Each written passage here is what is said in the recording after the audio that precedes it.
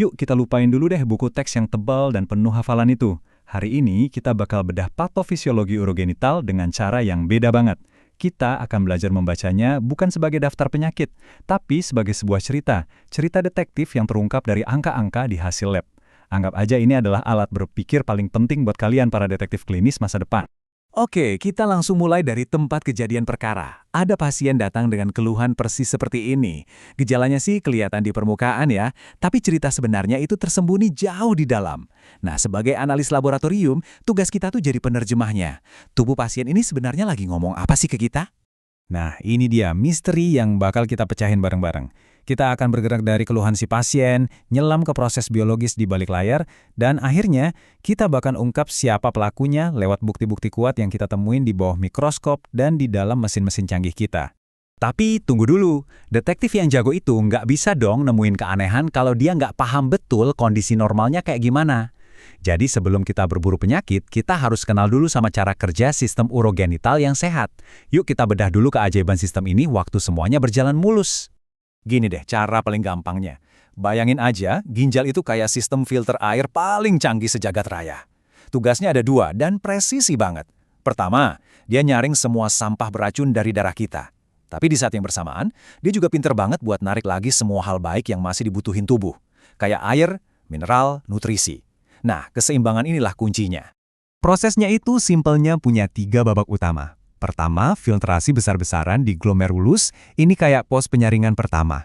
Kedua, proses pilih-pilih yang super teliti di tubulus, di mana yang bagus diserap lagi dan yang jelek ditambahin ke cairan sisa.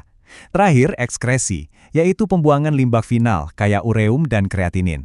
Hasil akhirnya apa? Urin yang sehat, jernih, dan, ini penting, bersih dari penumpang gelap kayak protein atau sel darah. Ini dia kondisi idealnya. Nah, sekarang kita udah paham kan kondisi normalnya? Yuk kita lihat apa yang terjadi kalau mesin canggih ini mulai error. Ternyata, mau serumit apapun nama penyakitnya, hampir semuanya itu bisa kita lacak ke salah satu dari 3 biang keladi utama ini. Coba deh perhatiin baik-baik slide ini, soalnya ini kerangka berpikir kita.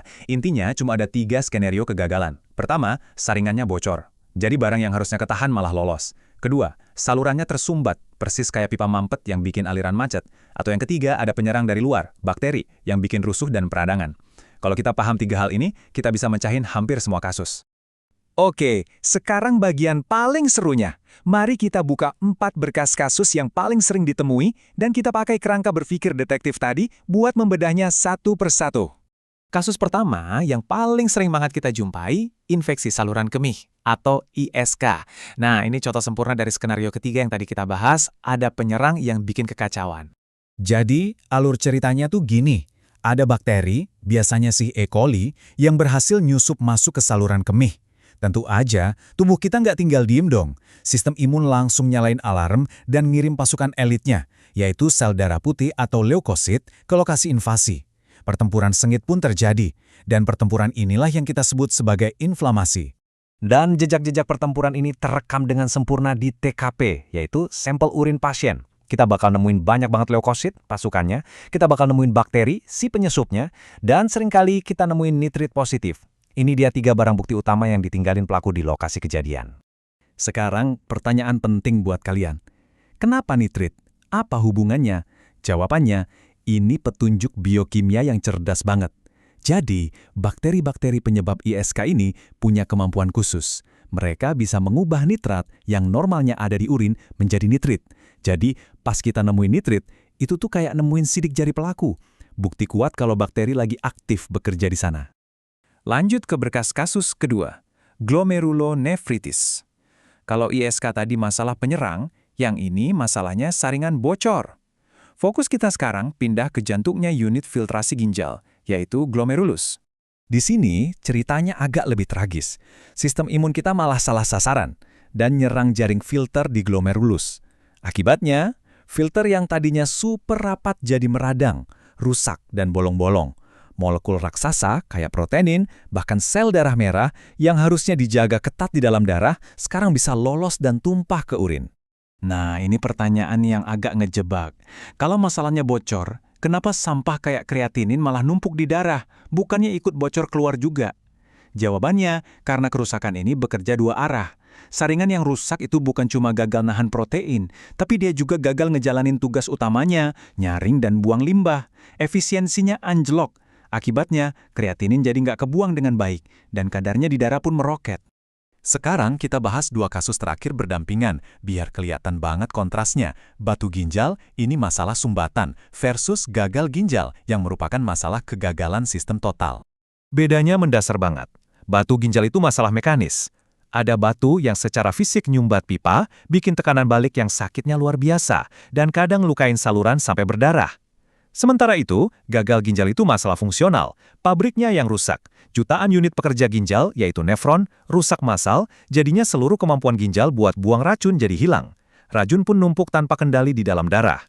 Nah, pertanyaan ini benar-benar ngebuka mata kita kalau ginjal itu pemain tim sejati. Kenapa masalah di ginjal bisa bikin napas jadi sesak? Karena selain nyaring racun, ginjal juga tugasnya jadi manajer cairan tubuh. Waktu ginjal gagal, dia nggak bisa buang kelebihan cairan.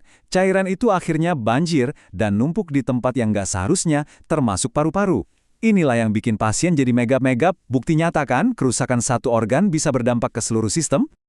Oke, kita udah bedah setiap kasus. Sekarang, waktunya kita satuin semua petunjuk ini ke dalam sebuah toolkit yang ringkas, peta investigasi yang bisa kalian pakai setiap kali berhadapan sama sampel di lab. Ini dia kontekan kita. Coba deh perhatiin polanya. Ini yang keren. Setiap penyakit itu ninggalin sidik jari yang khas. ISK, jejaknya dominan di urin. Glomerulonefritis, wah ini jejaknya ada di urin dan di darah. Batu ginjal seringnya cuma ninggalin jejak darah di urin. Sementara gagal ginjal, bencananya kelihatan jelas di darah. Tabel ini bukan cuma data, tapi peta pola kejahatan. Jadi, coba lihat lagi deh. Dengan memahami logika di balik tabel ini, kalian itu nggak lagi sekedar ngelaporin angka. Kalian mulai melihat pola, menghubungkan titik-titik, dan ngebangun hipotesis yang kuat. Kalian bisa mulai menceritakan apa yang kemungkinan besar terjadi sama pasien cuma dari data di depan kalian. Itulah kekuatan seorang analis. Oke, sebagai penutup, mari kita kembali ke gagasan inti dari seluruh pembahasan kita hari ini, bahwa tugas kita adalah mengungkap cerita di balik angka-angka itu. Coba deh, ingat-ingat filosofi ini baik-baik. Penyakit itu bukan kejadian acak yang ujuk-ujuk datang. Ia adalah babak akhir dari sebuah proses, sebuah rantai sebab akibat yang panjang. Dan proses itu selalu meninggalkan jejak. Jejak-jejak itulah yang kita, di laboratorium, punya kehormatan buat menemukannya. Setiap sampel yang datang ke meja kerja kalian, itu bukanlah benda mati, ia membawa sebuah cerita. Angka-angka yang kalian keluarkan bukan cuma data, itu adalah alur, karakter, dan plot twist dari cerita tersebut. Tugas kalian sebagai profesional laboratorium bukan cuma menghasilkan data, tapi menjadi pembaca cerita yang andal, membantu dokter dan pasien memahami apa yang sesungguhnya sedang terjadi.